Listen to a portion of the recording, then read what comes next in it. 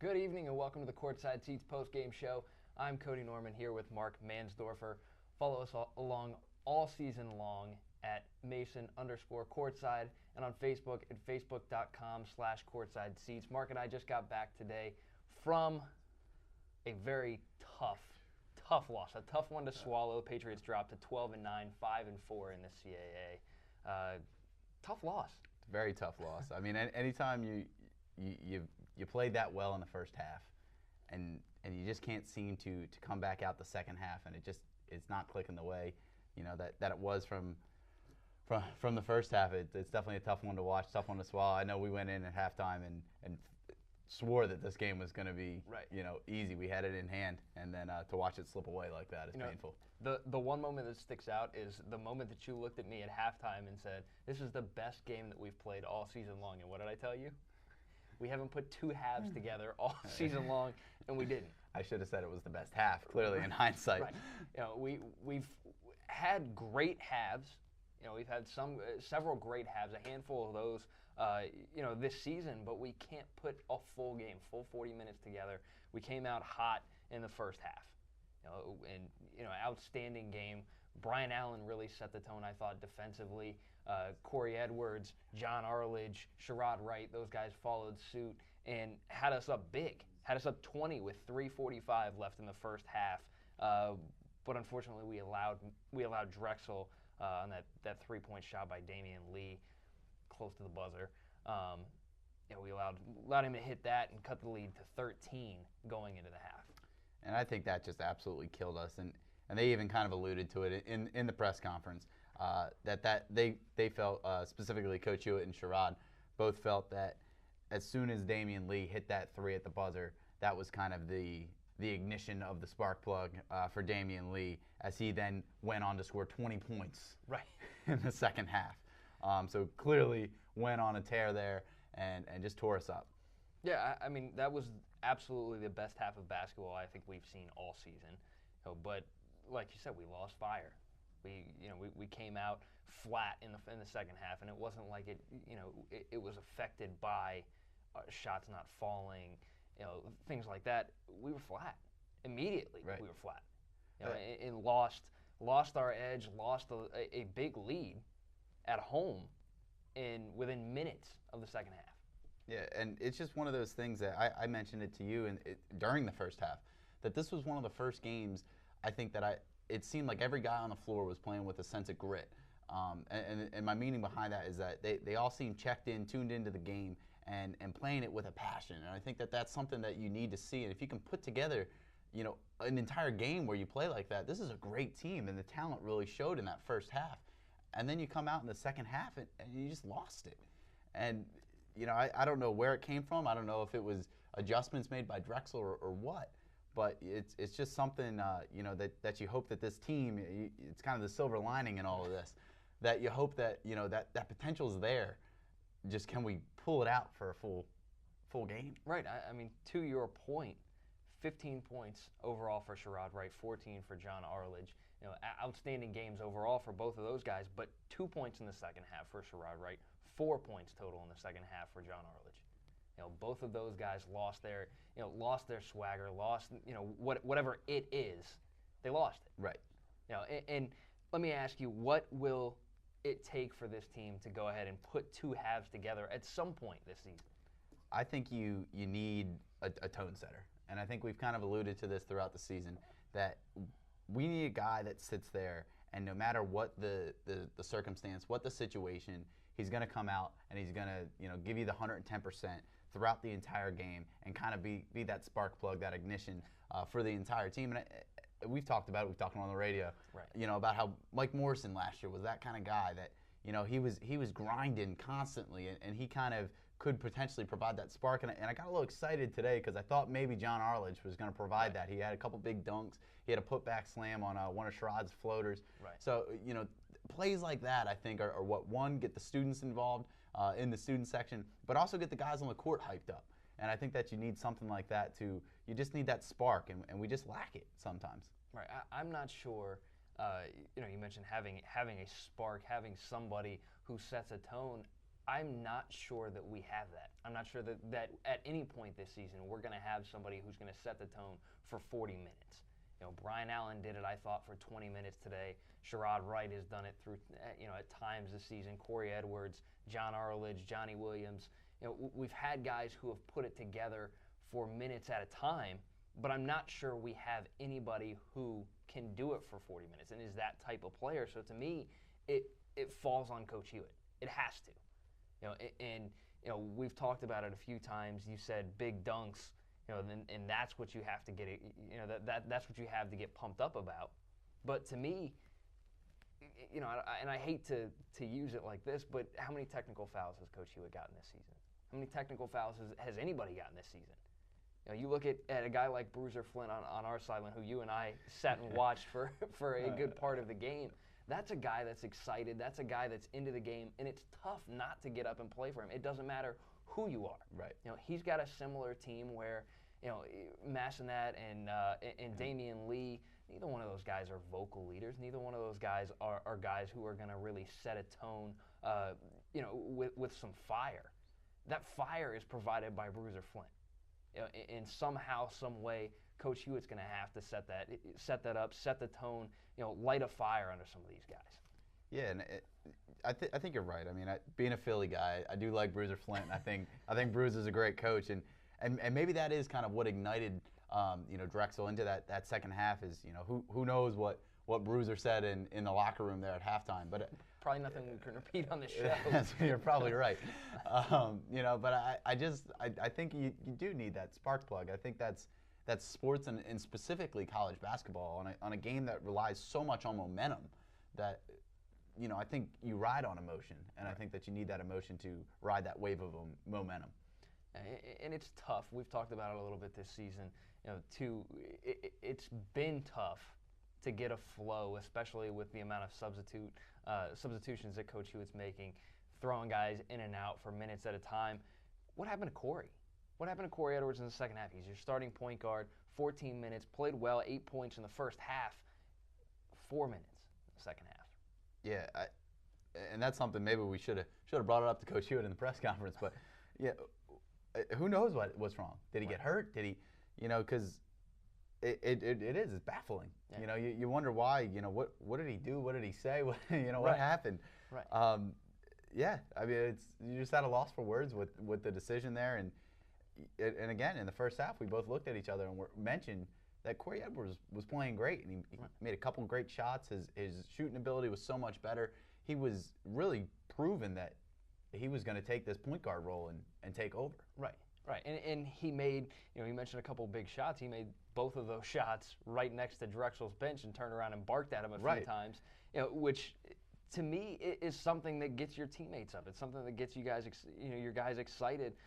But after a tough loss, we're up 20 points, we're up 13 at halftime, a game that really we should have won.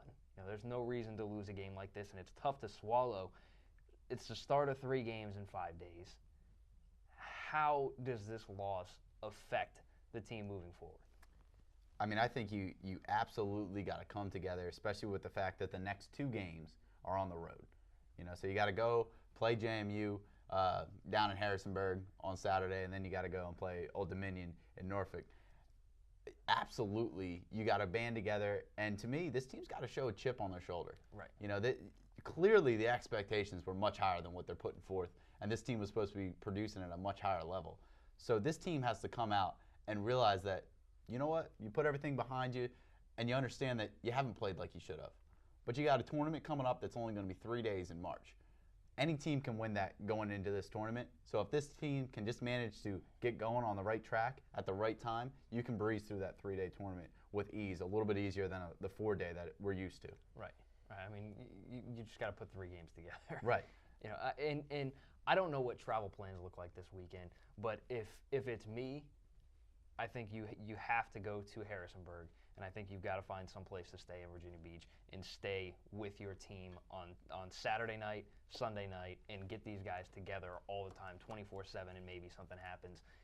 A team meeting of some sort. I don't know who's going to lead it because we don't have any vocal leaders on this team. Too many guys that are lead by example type of guys. But something has to happen. You have to almost force these guys to get together, to band together, and play for each other. Yeah, and hopefully these last 2 games are some sort of a wake-up call for them. We've matched our loss total from last season already. Right. And hopefully, that's just enough to wake you up and say, okay, we can't just go out there and win games anymore. We're in a dogfight. Right. And hopefully that they use this weekend of these travel days, like you said, to come together and someone starts barking in the ears of these guys and gets them going, because there's still potential. You still got plenty of talent, and with the way the tournament is, like I said, anything could happen. Right. Any of these teams could come in and put together a 3-game stretch and end up in the big dance. Right. And clearly that's what you want. So this team has it. It's just whether or not they can put it together. All right, let's take a quick break. We'll be right back with you here on the Courtside Seats post-game show with our 3 keys of the season.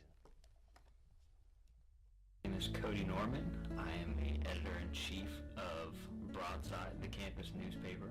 Broadside is basically where you can go to find anything happening around campus, from sports to news to entertainment to the opinions of some of your peers. I think the campus newspaper is probably the best way to start gathering clips as a journalist. If that's what you want to do, if that's your career field of choice, if that's the best way to start gathering clips, get experience, and even if it's just a leisure activity for you. I know a lot of students enjoy working with Broadside, whether it's there with photography, with design, with if it's writing, that students enjoy. We have a lot of business majors, a lot of marketing majors, a lot of people who aren't necessarily interested in being journalists that are on our staff. As long as you have any interest in writing or being a part of the staff, whether it's in a writing aspect, in editing, a design, photo, anything, we accept anybody with any major. And if you can't find Broadside, come on in, stop by our office in Student Media Building, or the Student Union Building 2, in the Office of Student Media on the lower floor, and we'll be happy to hand you a copy, and we'll figure out where we can make our bins more readily available to you.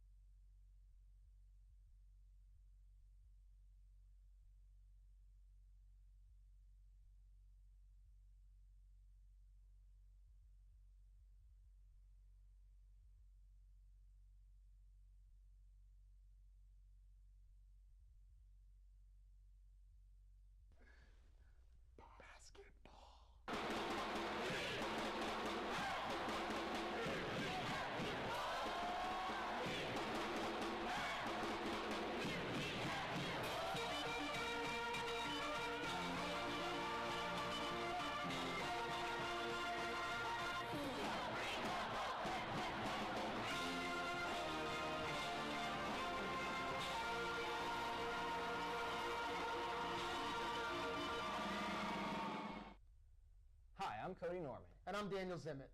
Join us live after every men's basketball game this season for Courtside Seats postgame. We'll be analyzing highlights, recapping games, and breaking down your Mason Patriots. Be sure to tune in at courtsideseats.onmason.com, as well as channel 231 all across campus. We'll see you this season, and go Patriots!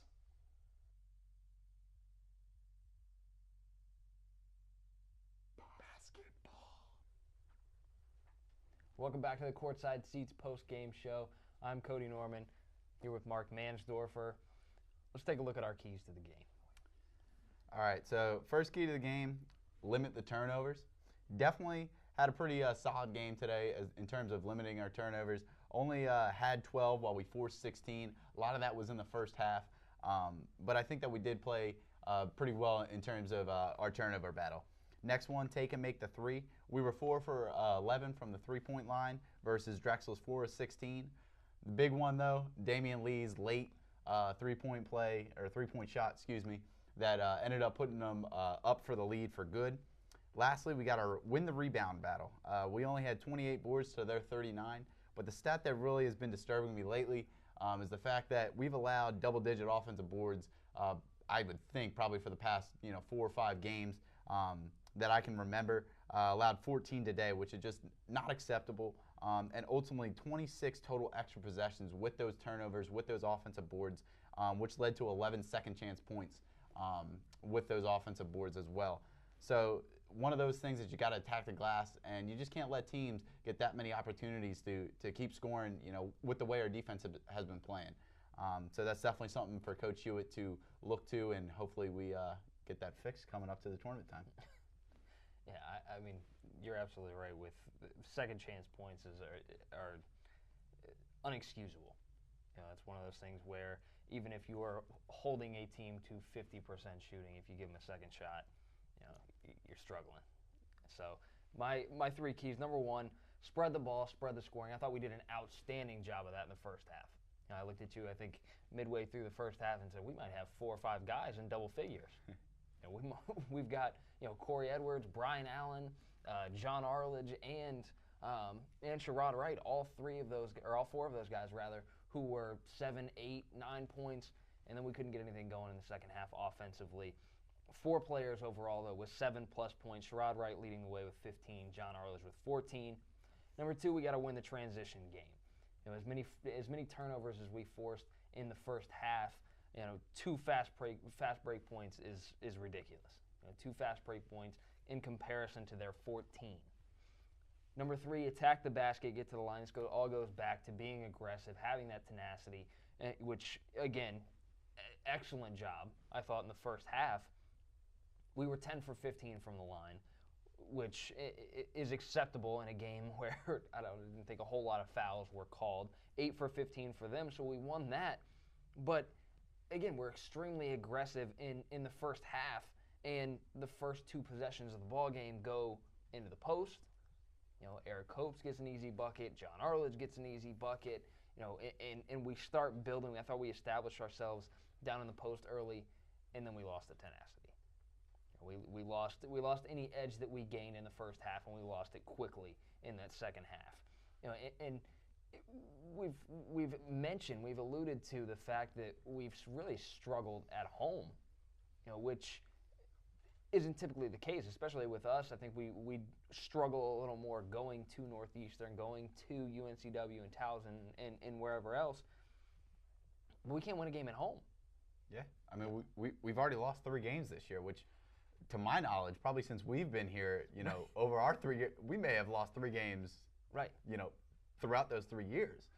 So, it almost brings, did we lose our edge?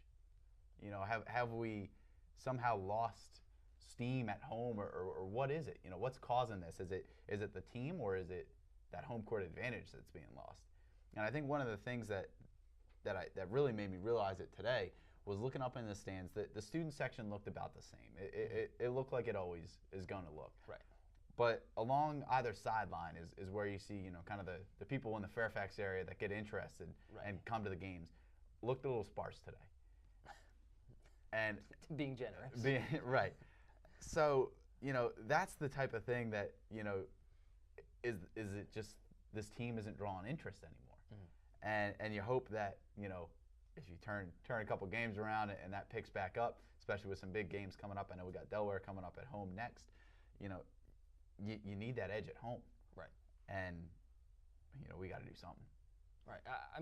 I think one of our colleagues in student media, Shane Smith, said it best. I mentioned this to you earlier, that last year we had Ryan Pearson. We had Mike Morrison. We had 2 huge personalities. It was easy to get behind. As a student, as a fan, it's easy for you to support guys like that. And I don't mean this as a knock against anybody on our team, because we have some great guys on this team. But when you look up and down our roster, there's nobody who excites you. Right. We've seen spurts from guys like John Arledge, who could be a Mike Moe type of player. We've seen spurts from Sherrod. We've seen spurts from Brian Allen and Johnny and Eric, and the list goes on. We have some talented players. Right. but there's nobody like a Ryan or a Mike who it's just like, you know what, I want that guy to do well. Right. We just haven't seen it. Yeah. 3 years ago when you and I first got here, it was Luke. Yeah. It was Luke Hancock. That's who everybody wanted to get behind, Right. wanted to rally behind. Who is it? Right. Yeah, and it's tough, and you hope that, and again, it goes back to this first half that we had. I think this was the first home game all year that I felt that, the way we were playing, that everyone was having a blast. Right. The student section was going nuts. Right.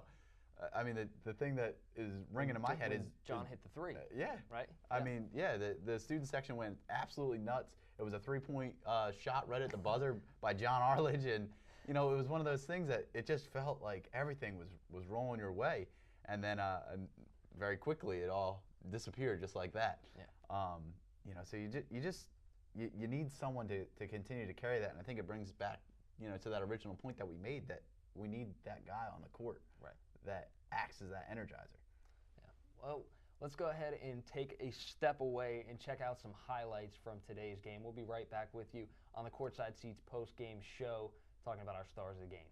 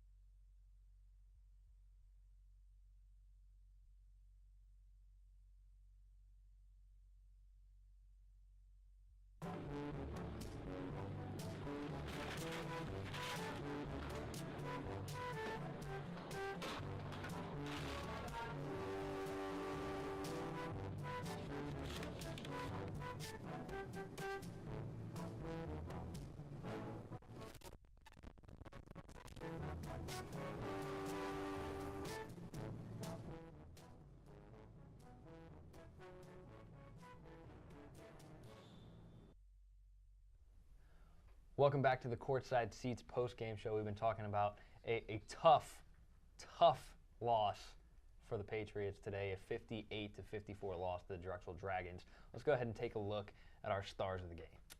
All right, my star of the game, I've talked about him a lot recently since I've been on this. John Arledge, great game, 14 points, 5 boards, block and a steal in 35 minutes of play. Played a ton of minutes tonight, more than we've really seen from big men in Coach Hewitt's style of offense, which was really interesting to me. And I just got to imagine that at some point John's got to go to Hewitt and say, just put me in the starting lineup, Coach. Because he's been putting together some pretty solid games, and I'd love to see, if he knew his role night in, night out, what we could get out of him. But some big plays today that were really fun to watch. He had the one dunk where he swung his legs up real high and ended up on top of a guy, which was pretty cool. Had that put back, and then again that three. So definitely had some pretty nice plays today. So John Arledge, my star of the game. I'm going with Brian Allen, a classmate of his. I'm going Brian Allen because I thought Brian Allen set the tone early. I thought he came out with a little bit of intensity, a lot of intensity, both not just on offense. I think I mentioned it to you when he scored his first bucket was 5 minutes left in the first half, but he was the difference maker.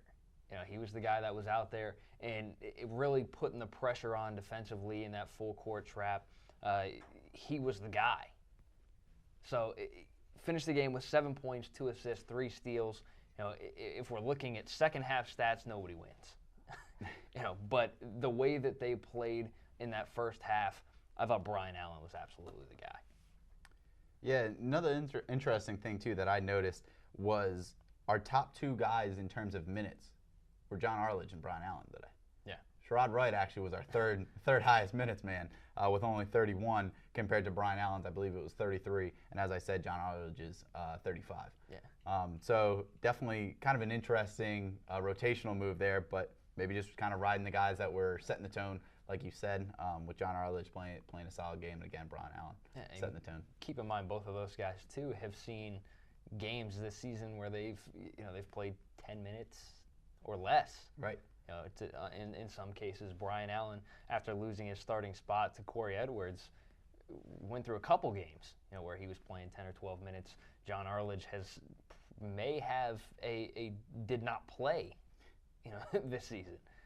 That's how much these guys have struggled to get minutes. Yeah, and maybe it is just riding a hot hand, but again, that's kind of how Hewitt said that he likes it, and he thinks that it helps our defense, which our defense looked great in the first half, so, we'll see. Yeah. He also says he likes to play 4 big men, and I think John Arledge played enough for 2 tonight, so that was our 4 big men. Our next game at JMU this Saturday. Next broadcast here in the Courtside Seats post-game show will be the following Saturday when the Patriots take on Delaware. Special thanks to Nathan Garduno, Tyler Byram, Jake McLernan, our producer, and Brian Dombrowski. Shout out to Daniel Zimmett. Hopefully he's on his road to recovery. On the mend. Right now he's strapped to the bed. He's on his way back. IR designated for return. That's where we put it. Designated for return. We will see you after the Super Bowl. Thanks for watching the Courtside Seats post-game show.